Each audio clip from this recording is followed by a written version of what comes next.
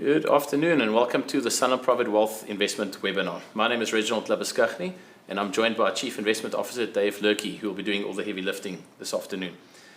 Before I get into any formalities, I think it's only appropriate to send our best wishes to our boys in France. It certainly has been an emotional roller coaster the last couple of weeks. And I must say something I've seen in the last week. One of my friends wrote something that struck a chord with me. It's certainly a world that is filled with a lot of negativity, and I mean, you don't have to look very far to feel the tension. And to see the ordinary South Africans across the country celebrating with joy, I mean, there's been a lot of fun had by a lot of people and hope given by lots of people in South Africa. So all I can say from Sanlam Private Wealth and the rest of our client base is do us proud, boys. I'd also like to extend a word of thanks to you as our clients and our business partners. Ultimately, without you, we wouldn't have a business. With your support, we've managed to grow to the second largest private wealth business in South Africa, and that is certainly no mean feat. At the end of the day, our core responsibility is looking after your hard-earned capital. It's something we don't take lightly, and hopefully that'll be illustrated by Dave's presentation during the course of the afternoon. We'll be focusing on how we're positioning your portfolios, given this geopolitical tension we're facing, high interest rates, and building economic pressures.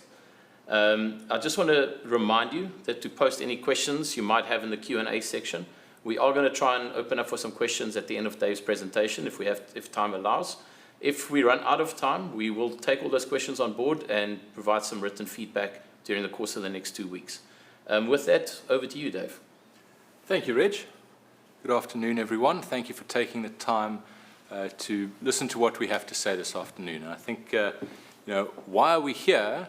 We're here to help you understand, as Reg said, that we take managing your money very seriously, and also to, I suppose, allay some fears in a complicated world at the moment.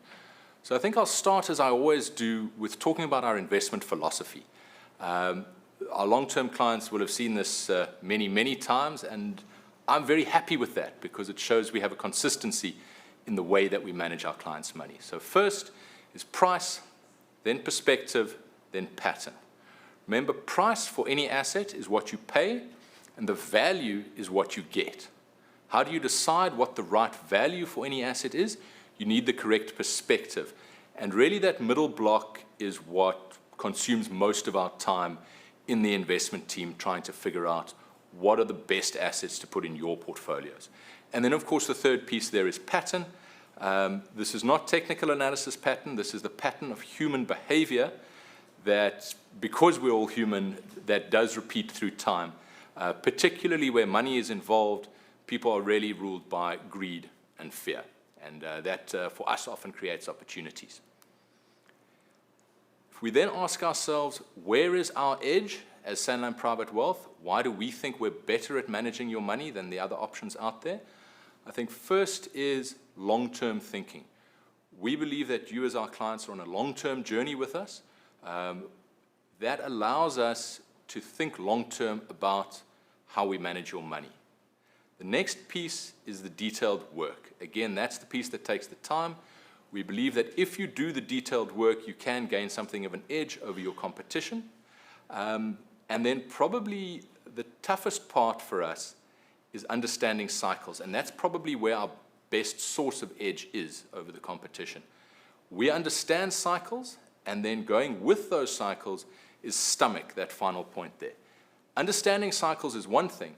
Having the stomach to act against the crowd is something completely different, and that's where we think we have a decent edge relative to our competition, and that's why you will at times see us acting in a fairly contrarian manner, particularly when markets might be at extreme positions. Overall, though, we want to make low-frequency decisions in what is a very high-frequency world, particularly in financial markets, where there's huge amounts of information arriving every day. We want to take relatively low-frequency decisions. The right decisions, less often, we think works better for our clients. If I just then take you through a little bit of how markets have performed over the last while, this is over the last 3 years. And what is quite encouraging for us is that over the last 3 years, South African stocks have actually delivered, in rand terms, better outcomes than global stocks or really any of the other asset classes you see there. I'd also maybe draw your attention to the fact that even in rands, global bonds will have lost you money at the rate of 4% per year over the last 3 years. So certainly that wasn't the place to be. We're happy we weren't there. That is changing now. I think the pricing is starting to look quite attractive, and I'll go through that later. This is the same picture, just on a more short-term basis. This is just over the last 1 year.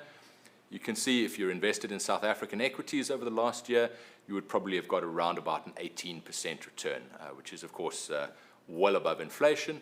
Would have done even better than that if you were in global stocks, and then you can see the rest of the options on the screen there. This is, I think, really the proof that's in the pudding for us. This shows you the performance of SPW's equity portfolio all the way back since the beginning of, or end of 2005, beginning of 2006. And really what you can see on the right-hand side there is the huge difference where if you had invested 100 Rand with us back at the end of 2005, that would now be worth 830 Rand. At the same time, if you'd invested that money with the average competitor, you'd only have about 471 Rand. You know, the average competitor probably only did about 9% over that period. We as Sanlam Private Wealth did about 13%, and the market as a whole did a little bit less than 12%. Not very big differences in any given year, but when you compound that over many years, you can see on the screen the big difference that it does make over time. This is then for those of our clients who are in balanced mandates.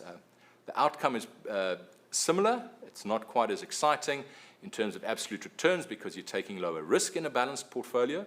But I think, again, it does show that relative to our average peer, we've far outperformed. And in either an equity portfolio or the balanced portfolio over any period from 1 to 15 years, we are comfortably in the top quartile of our peer group. So we're very proud to be able to say that, and certainly our plan is to continue to deliver excellent performance for you going forward. Just maybe something worth showing here is just how portfolios have moved over the last 18 months or so. This is since December 2021.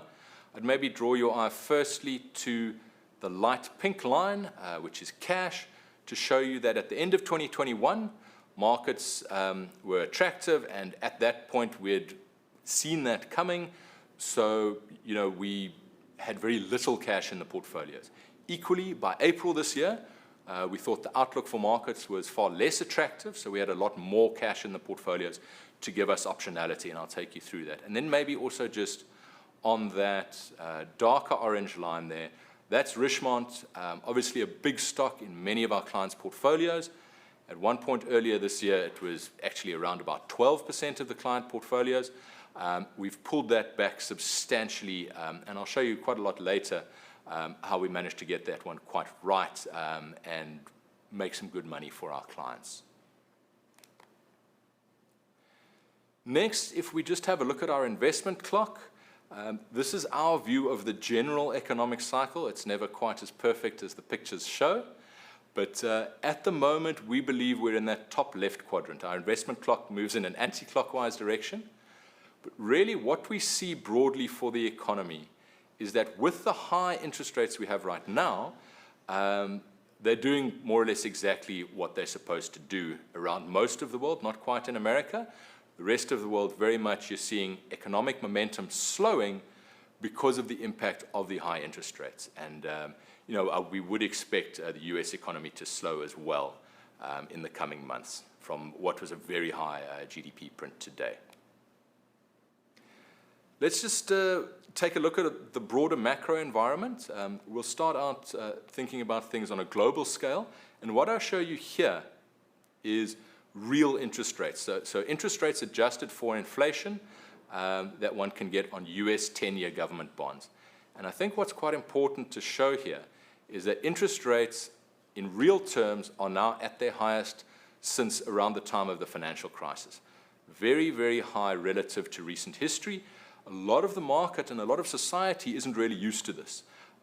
We get quite excited by this because those of you who attended the webinar earlier in the year will recall that I said we've gone from few options to many because bonds are now looking more attractive. They are actually offering you real returns in hard currency should you choose to invest there. And it's a similar scenario in South Africa. I'll touch on that a bit later.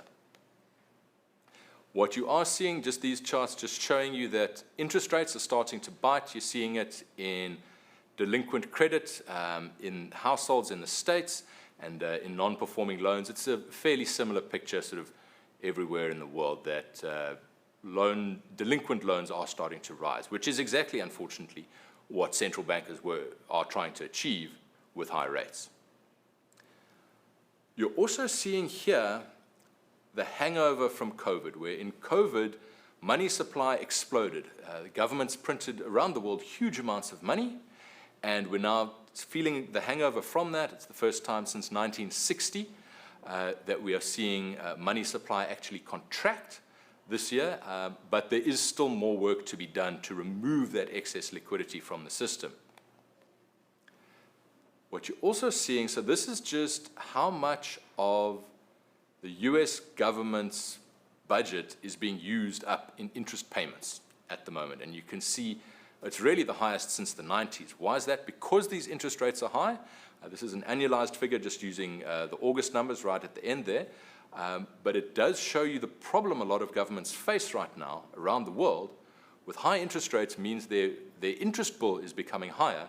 And just like in South Africa, as I'll show you later, that's going to crowd out other expenditure from governments, which probably acts as a brake on economies as well. We're also seeing, those of you who attended this event earlier in the year, we said the same thing. The leading indicators are flashing red. They're telling us that, economies looking forward aren't looking super exciting. Don't get too worried about this.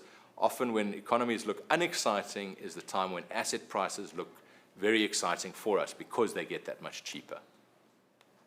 If I then maybe move to the South African macro environment, the first and biggest concern, and this is a concern for all of us in South Africa, is the government budget. So what you're seeing there in the blue columns is the extent of the deficit in the budget that the government is forecasting, and then the black columns are what the various sell-side brokerage houses are predicting themselves. And what you can see is a divergence in the trend. The government suggests to us that they will have a smaller budget deficit next year and diminish after that, whereas we're not quite so sure about that. Why has this become a difficult situation when, of course, not that long ago, the government finances were looking in a good space because commodity prices were high. Those commodity prices have come down a lot, and therefore the government's tax take from the mining sector has come down dramatically, and that certainly has a negative impact on not just government finances, but the broader economy as well. Then what happens is when you have budget deficits, you of course need to increase the amount of money you borrow. The market knows this. There's more supply of debt than demand. Interest rates, of course, around the world have gone up as well. And so what you see here is how more and more of your tax that you pay to the government is being utilized simply to pay interest on the money that they borrowed previously. So, that is certainly a concern for us around the South African environment. Overall, though, we're not that we see quite a few green shoots in South Africa coming off, unfortunately, a very low base. Load shedding has obviously improved over the last few months, and we do expect it to continue to improve into the end of this year and through into next year. I still think it's tragic that we have to say the load shedding will improve, but it won't completely go away. But when you come off a low base, there is scope for things to improve. And we also see some incremental improvements, again, off a difficult base, in the logistics situation in the country. And of course, inflation is coming down, which should help the consumer out in general. And probably around the middle of next year, or even before, we'd expect interest rates to start coming down as well. So the picture maybe for the second half of next year looks quite a lot better than it does right now. Of course, many of you will be business owners, and you'll realize it's a little bit tough out there. The rand itself continues to look relatively cheap versus the US dollar. We see a fair value based on history of around about 15 rand per dollar. Do we think it's going to come back there anytime soon? Probably not. But you know, if we have to pick a direction that the rand will move in from right now, we think it probably gets stronger towards, say, 18 rand to the dollar rather than weakening. If I then take us to have a look at equities, let's look at markets and see some thoughts here. And I think our starting point here, this is a very long-term chart all the way back to 1965. This is the S&P 500 index of US stocks. Really, and just note this is on a logarithmic scale, so each number doubles there. And this is the trend of the total return of that market in real terms. Really, the point we make here is that at the moment it's around about 9% above trend. This is not dramatic. We're within the range of reasonableness in terms of the market as a whole. Our concern, however, is with these high interest rates you have at the moment, we do see increasing pressure on that US economy, and that in due course has to flow through to stocks, their earnings, and of course their valuations. Equally here, this is just showing you a forward price to earnings ratio of, this is the MSCI World, so a broad index of developed world stocks. S&P 500 actually looks even more dramatic than this, but the price you're paying for stocks right now, so your price relative to your earnings that the companies are delivering is high relative to history. But of course, a lot of recent history, we had far lower interest rates, and low interest rates mathematically mean stocks should trade at higher price to earnings multiples. So really at the moment, we would normally expect the stock market to look cheap relative to history rather than expensive. So, you know, at the moment, we feel that global stock markets are a little bit overvalued, and particularly within that is growth stocks. So really what this chart just shows you is the relative price of attractive growth stocks, things like Google or Amazon or Netflix or something like an NVIDIA, relative to your normal industrial businesses like a Kellogg's or a General Mills or a Dow Chemical.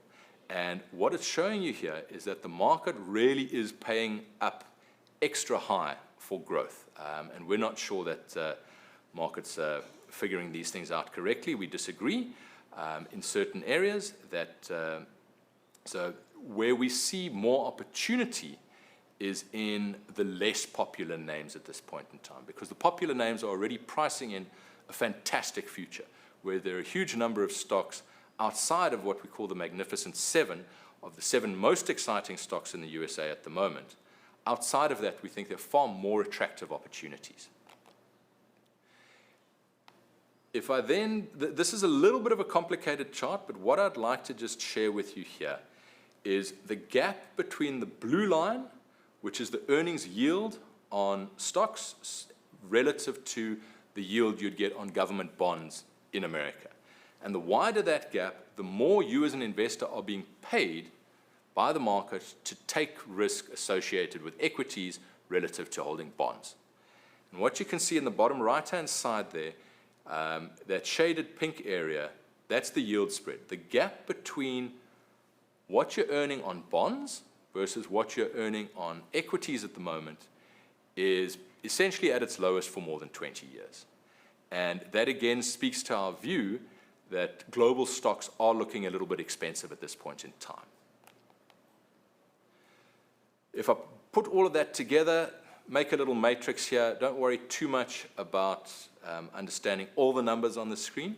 What I would draw your eye to is that if US stock markets retreat back to normalized valuation levels, over the next 3 years, we really do see sort of very low single-digit, maybe even 0% returns out of that market over the next few years.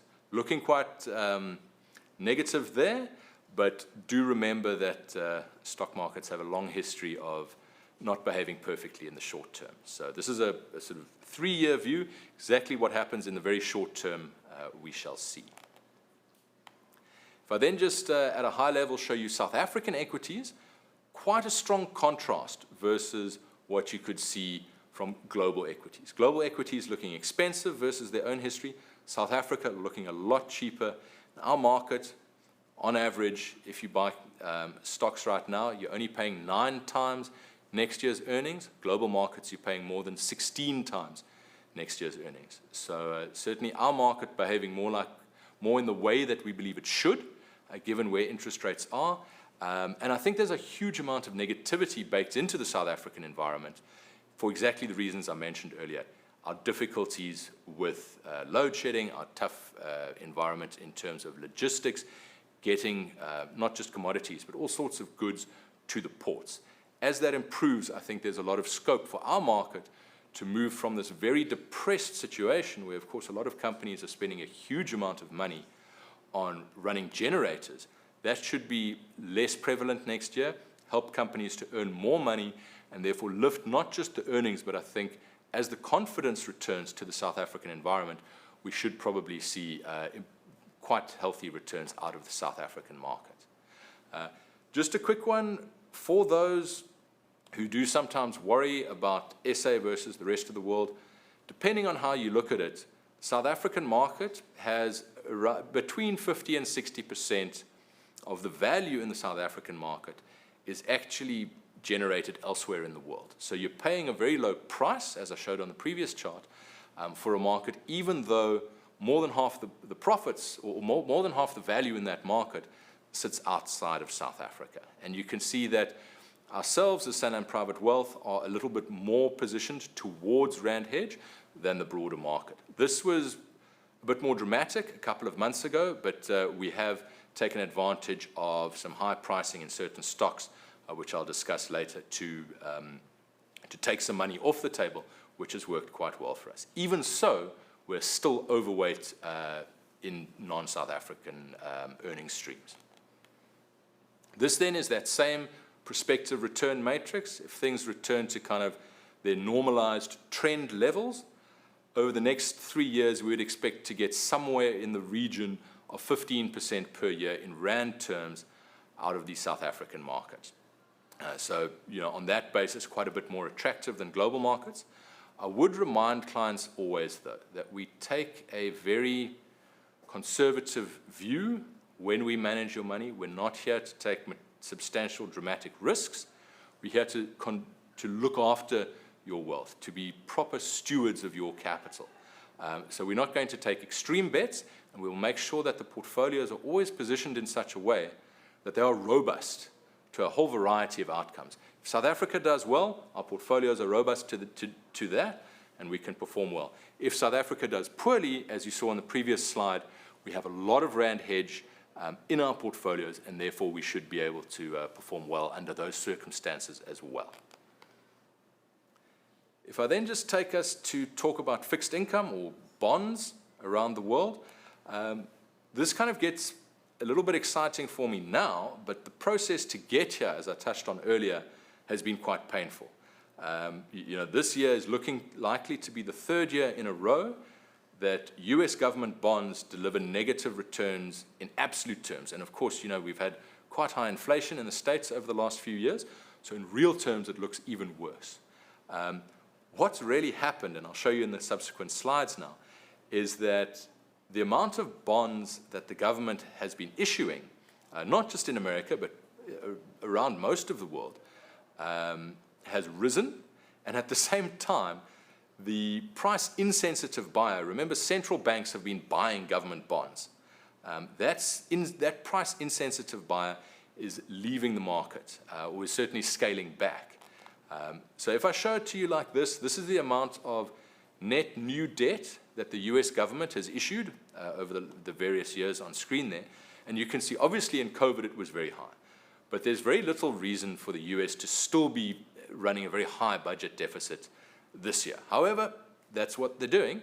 So what that means is you've got this high supply of bonds, and as I show you here, this is the Federal Reserve's balance sheet. That balance sheet is shrinking because they are no longer buying their own government bonds. They're no longer artificially propping up the price, and therefore we do see bond yields lifting quite a lot. That's been painful to get here. Thankfully, we've had almost zero US government bonds in our client portfolios for 2020 and 2021 and most of 22. We had a little bit earlier this year. At the moment, we're starting to get quite excited. Earlier this week, we started adding US government bonds to our client portfolios for those clients who have balanced mandates with us. So we think right now you're being offered an attractive price to take on very low risk from the US government. If you have a look there, currently US government bonds trading at around about 5%. If they return to what we see as a more normal long-term level of around about 3%, over the next 3 years, in that orange box, you can see we'd expect you to get around about 7% per year in US dollar terms out of US government bonds, which we think is quite an exciting option, given that it's a low-risk environment, or rather a low-risk asset. Equally, if we look at South African government bonds, you obviously have a much higher bond yield in South Africa right now, around about 12%. In our view, that is correctly and adequately, and probably more than adequately, reflecting the risk in South Africa at the moment. The risks around load shedding, around our government, who's not really covered itself in glory in the way it's running the country. We think that is all quite adequately reflected in current bond prices. And as things move forward, and of course next year we expect interest rates to start to come down a little bit, we do see some attractive returns available from South African government bonds, somewhere in the 14 to 15% per year range over the next 3 years. This is in rand terms. Then let's move a little bit sideways and talk about certainly one of the big themes this year. I couldn't do a webinar without talking about it. Let's talk a little bit about AI.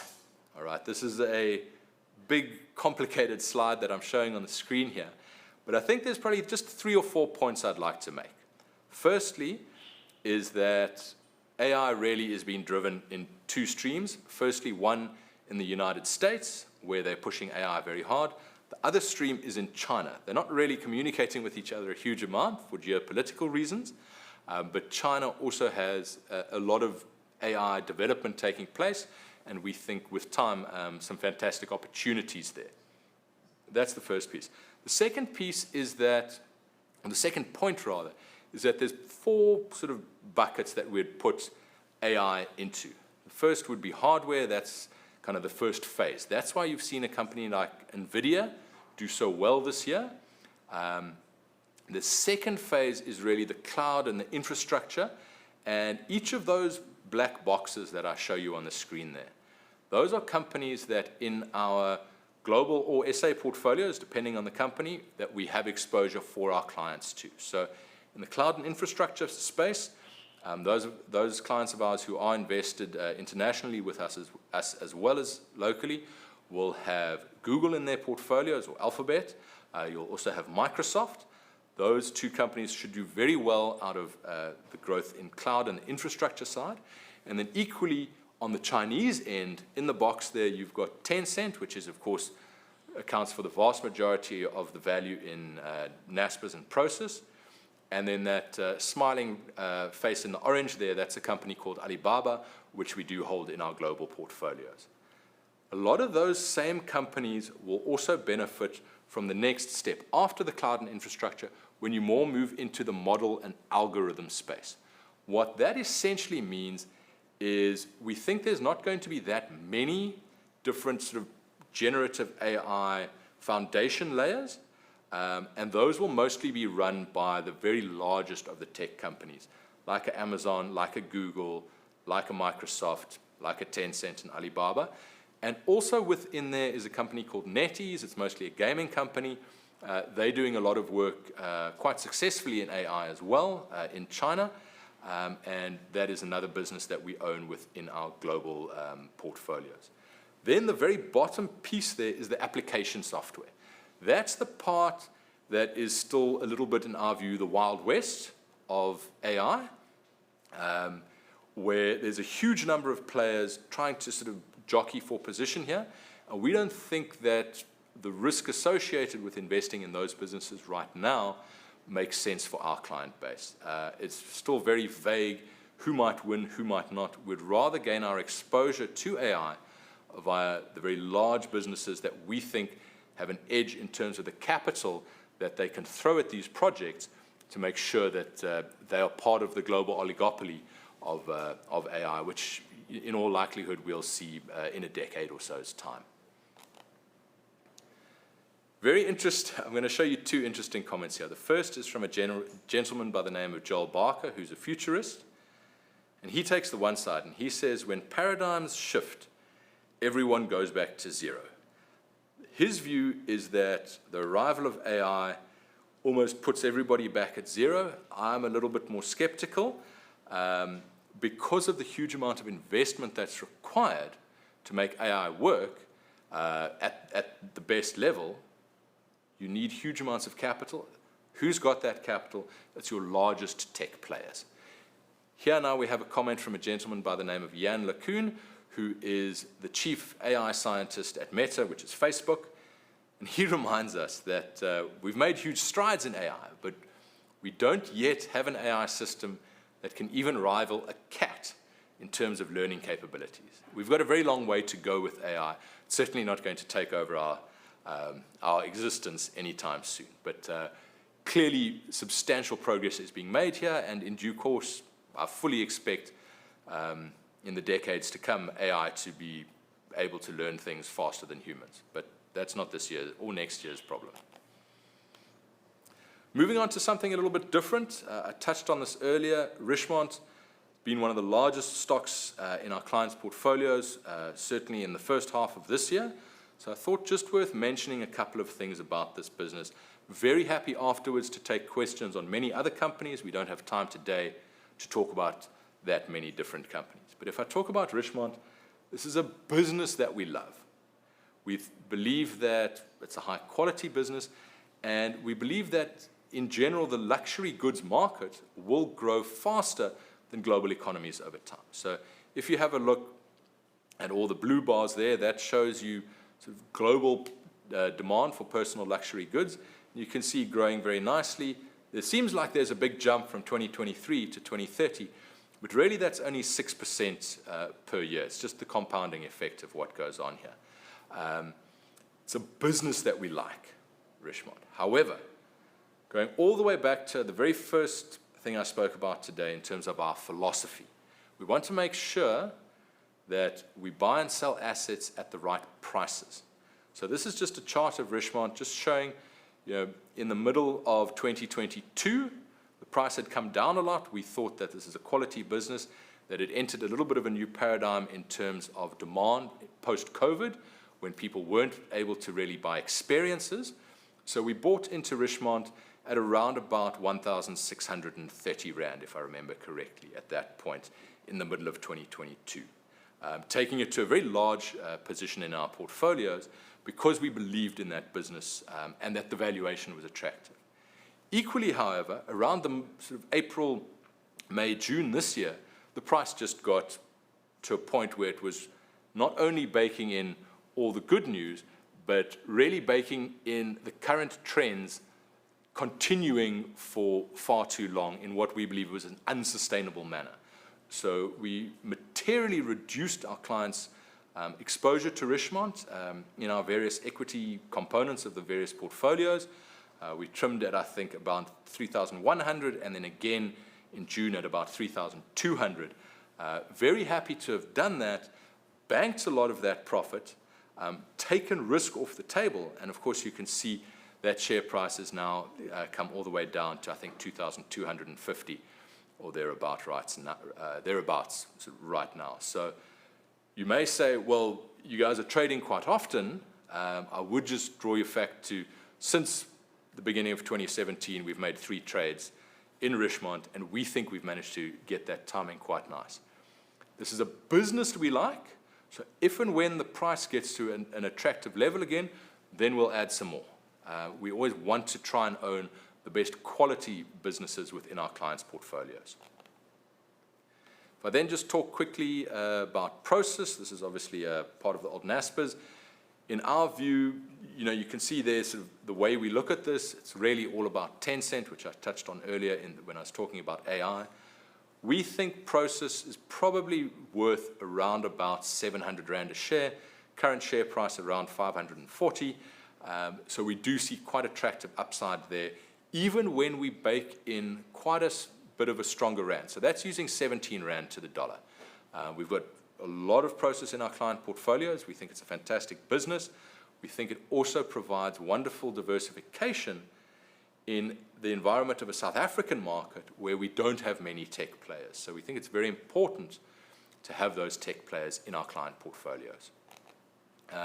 Another business that we really like, I think the price is not too far from full right now, but just a business that we love is called Bidvest Corp. This came out of the old Bidvest stable.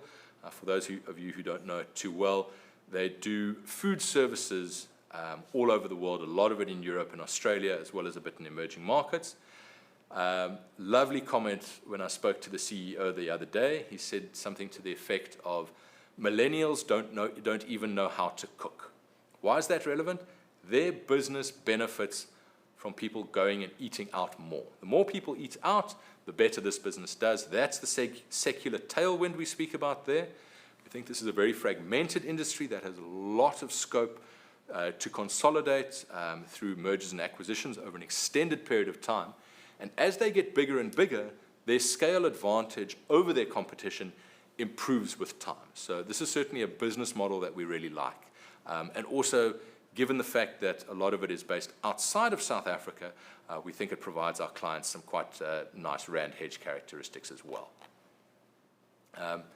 If I then just take you to the way we think and the way we are positioned in our global portfolios, if you think about the world stock markets, and we sort of plot this along two axes, we talk about cyclical businesses and defensive businesses.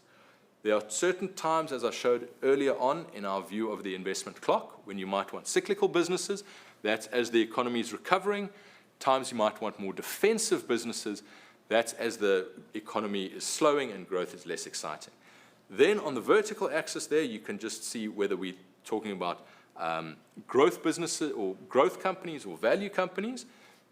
Again, different points in the investment cycle that we believe different parts of this page would look. So you can see also that in general in South Africa, on the right-hand side there, the South African market tends to be quite a value cyclical market. So when we take our clients' money offshore, we always need to make sure that we balance out the parts of South African market that are maybe less desirable with a global offering that counteracts that, so that when South Africa is doing badly, your international investments will do well. Equally, when your international investments might not be doing the best, South African part should be doing very nicely. And I just highlight there, sort of towards the left-hand side in the defensive zone, the Sanlam Global High Quality Fund. That's the largest building block of our international equity offering. And it just shows you that right now, given our view of the cycle, we are distinctly defensively positioned within equities. As well as that, in our balanced portfolios, in our multi-asset mandates, we're also positioned a little bit underweight equities, well, essentially underweight global equities, because as I mentioned earlier, they are looking a little bit expensive right now. Then just to end off, I'd like to leave you with a few thoughts, and maybe one that isn't even on this page is, firstly, your money is safe with us. We are part of a business that's been around for more than 100 years. Many of our clients have been with us for many, many years. Your money is safe with us, and we will look after it properly. Then the next piece is that our philosophy and process have worked effectively for us for many years through multiple cycles. And that philosophy and process remains essentially unchanged. The process keeps evolving, I suppose, a little bit. The philosophy stays the same in how we invest your money. What we're seeing in the world right now is that progression in the investment clock. So for some time now, probably for a year or so, we've been tilting our portfolios to make them more defensive, more robust to a recessionary environment, which we expect to come in the States and Europe at some point in the next 12 months. As I mentioned earlier, we also favor sort of quite defensive businesses within our equity selection.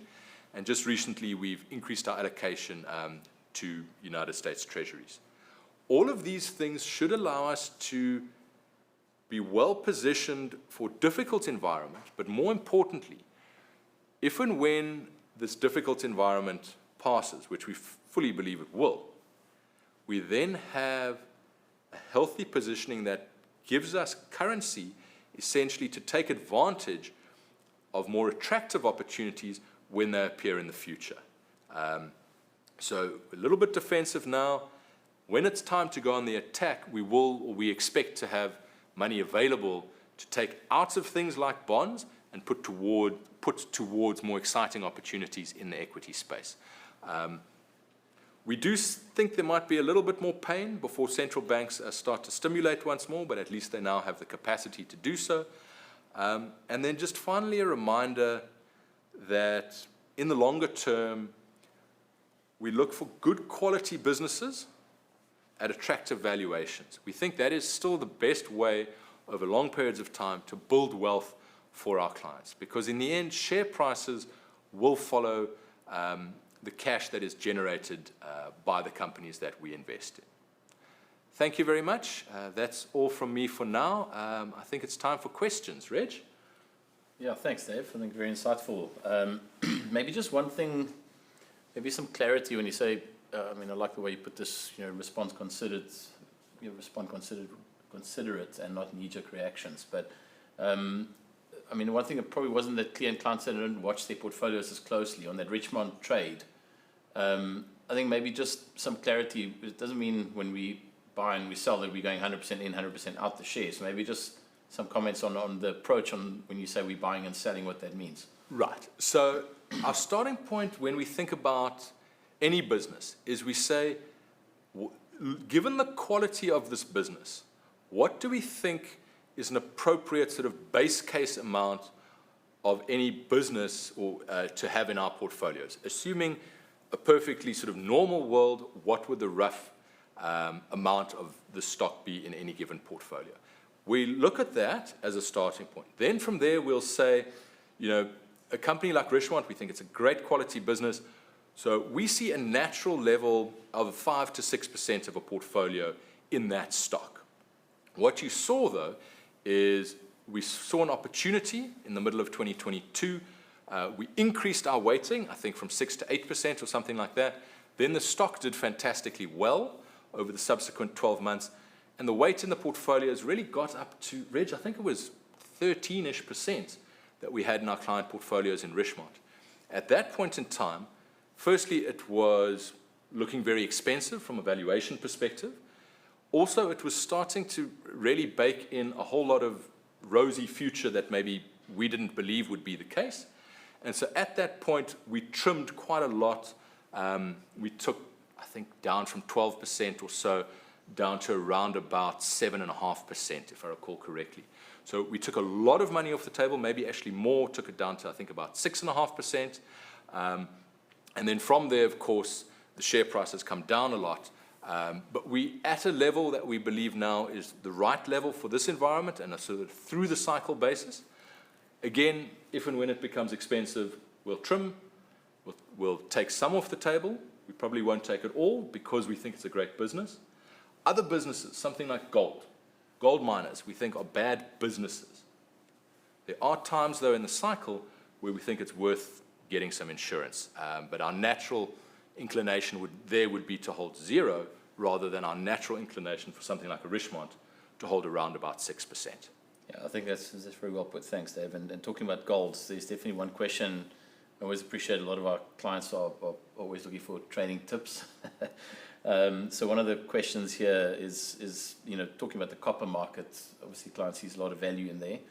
and asking our view on the copper market and which stocks are potentially attractive. How do we actually invest in the copper market? Or for clients, how do they actually access the exposure to the copper market? Right, so I think with that, I'm going to take the opportunity to hand this over to my colleague Christian. Christian is our resources analyst. Christian, maybe you can take this question for us, please. Hi, good afternoon, everyone, and thanks for your question, Peter. So firstly, there are a number of ways that you can get exposure to the copper market. You can, of course, get it directly through the metal. You can invest in a future or an exchange-traded fund. We prefer to get the exposure through the stocks because we think you can get more gearing to the copper price, and you can also make money by just if copper stays high, not by copper necessarily going higher. So if you look at the mining stocks globally, there are quite a few pure play copper options available. Examples listed in the US like a Freeport McMoran or a Southern Copper. We do monitor these as options, but at present these companies are quite expensively valued at the moment. If you compare them to the locally listed diversified miners who also have copper exposure, they trade at depending on which counter you look at more than a 50% premium. So in our view, they already factor in much higher copper prices than present. So for that reason, we prefer the locally listed diversified miners at present. We own an Anglo-American, BHP, Glencore in many of our client portfolios. Depending on your copper price that you assume, these are about 20 to 40% of their profits. So in case we do see a copper price spike, as many in the market are predicting, due to the lack of investment and, of course, the demand for copper from the energy transition, we will see a benefit in our portfolios through these stocks that we own. Thank you. Brilliant. Thanks, Christian.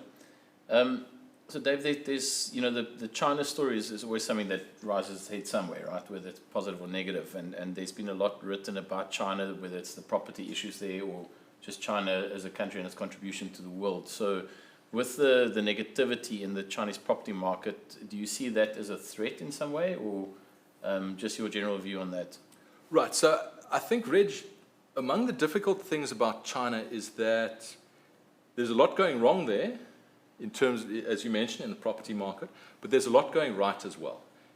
People are saying that the Chinese economy is in a terrible place, but don't forget it's still going to grow 3.5%, 4%, maybe even more than that percent this year in terms of real GDP. Next year, probably 5% in terms of real GDP. That's a lot higher than certainly anywhere in the developed world. So, it is in a little bit of a difficult place. I was quite excited this morning to see that China pushing through quite a bit of stimulus. Remember, in China at the moment, they're quite out of sync. Ever since the start of COVID, their economic cycle is out of sync with the rest of the world. So, China in a position to be able to stimulate their economy at the moment, right now, because inflation is not a problem. They are stimulating there. I would expect them to sort this out. They, of course, have longer-term certain issues in terms of their demographics. But, among the things I love about China is that, firstly, from an investment perspective, it tends to perform at a different time of the cycle to the States. But also, China is training more engineers than anybody else. So I think, broadly, that economy, I would expect to be able to grow ahead of the developed world for a number of years to come. Will we see that reflecting stock prices? I think we will. Are we going to see it this week? That I can't answer. But we're comfortable having a reasonable amount of exposure in our client portfolios. In fact, let me just quickly jump to a slide in my appendix here that just shows you China exposure in our portfolios. So at the moment, we've got about 22% of our portfolios, as well as the South African market, essentially exposed to China, whether it's via a company like Tencent, or through Process, or through something like a Richmont. But are we overexposed? We don't believe so. We think it provides a decent counterbalance to global markets. And we think China is probably actually pretty close to its bottom at the moment. So I'm reasonably bullish on China over the next few years. Brilliant, thanks for that. And I think just last thing on the latest geopolitical tension that we're seeing. I mean, there are some concerns around the energy markets and just flow of capital globally, what's going on. Any comments or concerns that clients should have in portfolios, or how are we thinking about it, and how you think about positioning portfolios, or is it just no impact? There's always an impact. It's often a little bit more vague, and it often takes a bit more time, and often arrives in a way that you might not have thought of. Geopolitics, what I would say is, unfortunately, there have been issues in the Middle East for thousands of years. Hopefully those issues are solved sooner rather than later. We have seen this multiple times just in your and my lifetimes, issues in the Middle East there. Issues in Russia and Ukraine, I think, probably create a little bit more concern for me, actually, because that sort of lifts global defense spending.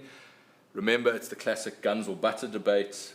The more a country spends on defense, the less it can spend on looking after its people, which I find a little bit concerning for the Europeans. But really, our whole mission is always to try and have our portfolios positioned to be robust to multiple outcomes. So yes, I think there's some upside risk in energy at the moment. I think even though oil prices are already quite high currently, we might see further upside risk there. Obviously, if the current issues in the Middle East escalate to more countries, then you've got real problems. It's why in our portfolios we have a little bit of gold and we have exposure to energy, to make sure that under that kind of scenario, we have insurance to actually benefit from difficult things in the world which may hurt other parts of the portfolio. And how do we make them, they'll all perform at different times of the cycle and under different scenarios. But if we always have good quality businesses that we own and we always buy assets at the right prices, then through the cycle we should work quite effectively there. Yeah. And then we've got an interesting question here, probably between the two of us we need to answer it, but you mentioned the importance of investing in good companies like Richmont. Why do you not invest directly for your clients in some major US companies, NVIDIA, etc., instead of via like a global fund? So the short answer to that is we can and will do it now. We have the capability. It's, however, always about making the best portfolio. Yes, one can think XYZ company is the best company. And that can sound great, but very often, the best businesses have the least attractive prices because, unfortunately, we're not the only ones that can figure out that these are great businesses, so the market tends to overpay. So it's important to have a holistic overall portfolio perspective when we think about our global investing, but absolutely, we do it via the Global High Quality Fund as our primary source of international equity exposure. But we're very happy to give clients direct exposure to specific stocks if they want it, and certainly we do think we're moving in that direction as well. Yeah, and I can maybe answer it from more of a product side or a client side that one needs to be aware of. So, I mean, firstly, we have got products that invest directly in these stocks, and secondly, clients just need to be aware of their own personal circumstances when they invest offshore, that there are things like inheritance tax, other things that come into play that you need to be aware of, right? So it is best to speak to your portfolio manager or your financial advisor and get some guidance on that before you go and invest directly in stocks, because there are some consequences of that as well. Of course. Thank you, Reg. That's why I said it's a dual answer there. Yeah, I get paid to think about stocks. You get paid to think about the other things like Indeed. that. Thank you. Indeed. Brilliant. And I think that brings us to a close for this evening. Dave, I think we've done well and you've answered most of the questions, so thanks for that. Fantastic. And hopefully, we've kept it to an hour. Hopefully, we've managed to more or less keep people's attention. Thank you very much for joining us this evening. And good luck to the box on Saturday. And hopefully, you'll all remain our clients for a very long time. Thank you. Good night.